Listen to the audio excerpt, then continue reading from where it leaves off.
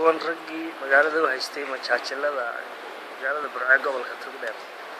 xaaladiina ka warrama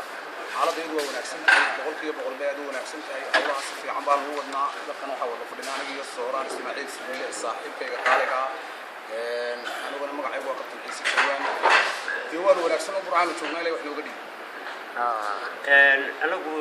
wadi waxaan ku hawlanay wacyigelinta bulshada hadba wixii ku soo kordha iyo waxyaabaha aan uga digayno ama aan anagu ka shaqeynaa waxaan deganahay gobolka Togdheer laakiin barnaamijyada kuma koobna gobolka Togdheer oo qura wadanka Somaliland oo dhammaan jecelahay wixii wacyigelin aan ka qayb qaadan doono haday tahay bulshada haday tahay waxbarashada haday tahay qabyaaladda waxaan ka shaqeynaa baan barnaamijyada waxaas ku saleysay aad iyo aad baan u wanaagsanahay idinkana waa salaam imika idinku waxaad noqoteen niman aad